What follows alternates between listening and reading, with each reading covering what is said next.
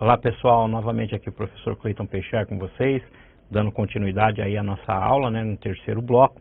Nós paramos no bloco anterior no artigo 6º e vamos continuar agora então no artigo 7º. Mais uma vez eu alerto a vocês que essa lei é um tanto quanto complicada, nós precisamos ler bastante. Eu até dei uma acelerada no bloco anterior para ver se a gente conseguia manter o tempo aqui. Mas esse material vai ficar todo disponibilizado para vocês, não vai ter qualquer prejuízo, tá bom? Então vamos lá, seguindo para o nosso material, artigo 7º, né? Impedir o acesso ou recusar hospedagem em hotel, pensão, estalagem ou qualquer estabelecimento similar. A pena de reclusão de 3 a 5 anos. No tocante à consumação do delito, observa-se novamente diversos entendimentos doutrinários, né? Na modalidade de impedir, o crime é material e só se consuma se houver o efetivo embargo. Na modalidade de recusar, o crime é formal, se consuma com a mera recusa, ainda que a vítima consiga a hospedagem. Então percebam que aqui os verbos do artigo 7º, né, são impedir, né, e recusar, né? Então aqui na modalidade de impedir, o crime é material e só se consuma se houver o efetivo embargo, o impedimento, né? Na modalidade de recusar, o crime é formal e se consuma com a mera recusa, ainda que a vítima consiga a hospedagem. Então, uma vez que houve a recusa, já está configurado o crime. O crime é material nas duas modalidades. O crime é formal nas duas modalidades também. Com relação à tentativa, esta só é possível em relação ao verbo impedir, né? Então, aqui você pode ter a tentativa. Quando se há a recusa, uma vez que na modalidade de recusar o crime é formal e se consuma com a mera recusa, né, ainda que a vítima consiga se hospedar, não há que se falar em tentativa. Perfeito? Artigo 8º. Impedir o acesso ou recusar atendimento em restaurantes, bares, confeitarias ou locais semelhantes abertos ao público. Pena de reclusão de 1 a 3 anos. Como no caso do artigo anterior, há duas posições doutrinárias sobre quem pode ser o sujeito ativo desse crime. A primeira corrente entende que qualquer pessoa interna ou externa ao estabelecimento pode impedir o acesso da vítima, mas a recusa somente pode ser praticada por funcionário do estabelecimento. Então aqui essa é a primeira, né? E a segunda corrente entende que qualquer das modalidades impedir ou recusar, o crime é próprio e só pode ser cometido por funcionário do hotel. Então aqui estão as duas correntes. Artigo 9º. Impedir o acesso ou recusar atendimento em estabelecimento esportivo, casas de diversão ou clubes sociais abertos ao público. A pena de reclusão de 1 a 3 anos.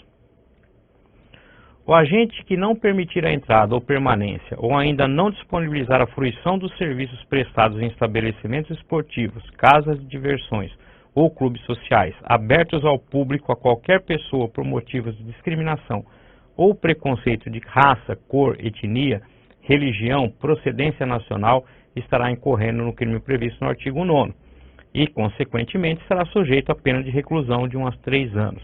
Então, olha só, aqui é impedir o acesso, né, ou recusar o atendimento em estabelecimentos esportivos, clubes, etc., né? Então, a gente que não permitir a entrada ou a permanência, ou ainda impedir de qualquer forma que a pessoa utilize dos equipamentos disponibilizados ao público, né, por conta de discriminação ou preconceito de raça, cor, etnia, religião ou procedência nacional, estará incorrendo no crime, né? E aqui eu ressalto a vocês que existe um entendimento doutrinário que, como temos aí uma dimensão continental, né, essa procedência nacional deve também ser entendida de forma regionalizada. Nós temos julgados nesse sentido, né? Embora a lei não fale isso e nós temos aí os princípios da taxatividade, da legalidade, etc., a jurisprudência vem entendendo que nesses casos também é possível em casos regionais. Perfeito? Seguindo, olha só. Artigo 10º, né? Impedir o acesso ou recusar atendimento em salões de cabeleireiros, barbearias, temas ou casas de massagem ou estabelecimentos com as mesmas finalidades. a pena de reclusão de 1 a 3 anos. Percebam, como eu disse a vocês, que lá do artigo 3º até o 14º que nós vamos ver, as condutas são muito parecidas, né? Ou seja, impedir o acesso, recusar atendimento, obstacularizar a fruição de algum serviço, né? A lei tenta proteger de uma forma igualitária realmente todos. Então aqui, ó, impedir o acesso ou recusar atendimento, né? E aqui fala em salões de cabeleireiros, barbearias, temas ou casas de massagem ou estabelecimentos com as mesmas finalidades. Ou seja, todos esses estabelecimentos, de uma forma em geral, no comércio, têm que prestar ao cidadão um atendimento de forma igualitária. E o racismo, a discriminação realmente deve ser coibida nesse sentido e, uma vez praticada, tem que ser penalizada. Acontece, pessoal, que, como eu disse a vocês, nós vamos ver um pouco à frente ainda, não podemos generalizar, né, o racismo. Temos que entender que o racismo é destinado à coletividade, tá? Não podemos entender como injúria racial. Essa diferença nós vamos ver um pouco à frente. Mas quando você tem um estabelecimento comercial desse, além da discriminação para que seja penado, você tem que demonstrar aí o prejuízo, né? Tem que provar que foi por conta de uma discriminação por causa de racismo, né? Por conta de etnia, de raça, de cor e etc. Perfeito? Então tem que estar sempre justificado. E esse é o princípio, um dos princípios gerais do direito, né? Você tem que, a sentença tem que ser fundamentada e você, para que possa se defender, tem que ter ampla defesa, contraditório, e cabe à acusação, né? Cabe ao Ministério Público provar que aquela atitude foi discriminatória de uma forma racista, né? Então, sempre que isso for direcionado a uma pessoa em específico, pode até configurar uma injúria racial. Entretanto, racismo não é. Perfeito? Seguindo, olha só. Aquele que interrompe a entrada ou passagem, ou que se recusa a atender e prestar o serviço em salões de cabeleireiro, barbearias, termas, casas de massagem ou estabelecimentos similares, pessoa por motivos de preconceito e discriminação de raça, cor, etnia, religião ou precedência nacional, incorre neste crime do artigo 10. Perfeito? Artigo 11. Impedir o acesso às entradas sociais em edifícios públicos ou residenciais e elevadores ou escada de acesso aos mesmos. E aqui, percebam que o acesso, aqui, impedir o acesso às entradas sociais em edifícios públicos ou residenciais, né? Então nós temos dois bens específicos aqui, né? Os edifícios públicos, né? Ou os residenciais e elevadores, ou escadas, claro, de acesso, né? Então a pena de reclusão é de 1 a 3 anos. No que tange ao sujeito ativo desse crime, a doutrina contempla duas posições, né? Então vamos ver quais são elas. A primeira indica que qualquer pessoa poderia praticar esse crime, ainda que não trabalhe ou more no edifício, enquanto que a segunda posição entende que o crime só pode ser cometido pela pessoa que tem o encargo de disciplinar a entrada em prédios públicos ou privado, por exemplo, síndicos encarregados de segurança. Então temos aqui, por ser um edifício público, né, tem parte da doutrina que entende que só pode ser penalizado aquela pessoa que tem o encargo de disciplinar, de controlar essa entrada, né? Então, não poderia ser qualquer pessoa. E tem uma corrente, né, a primeira, que eu coloquei aqui, indica que qualquer pessoa poderia praticar esse crime, ainda que não trabalhe ou more no edifício, porque as condutas aqui, né, desse artigo 11 é impedir o acesso, né, impedir o acesso. E trata-se aqui de edifício público ou residencial, mas o impedimento, né, do acesso já configuraria o crime. Então, a primeira indica que qualquer pessoa poderia praticar esse crime, ainda que não trabalhe ou more no edifício, enquanto a segunda posição entende que o crime só pode ser cometido pela pessoa que tem o encargo, né, de disciplinar a entrada, ou seja, o porteiro, né, aquele que é encarregado da segurança, por exemplo. Perfeito?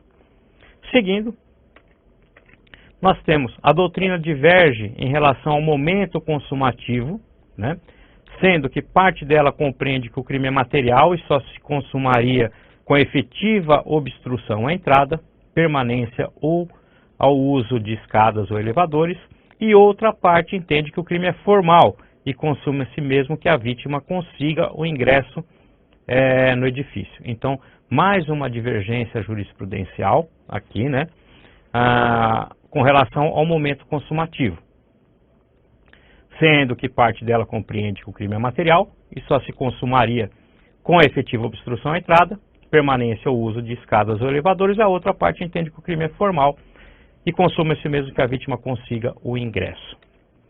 Independentemente da posição adotada em relação ao momento consumativo, a tentativa é perfeitamente possível. Perfeito? Artigo 12, né?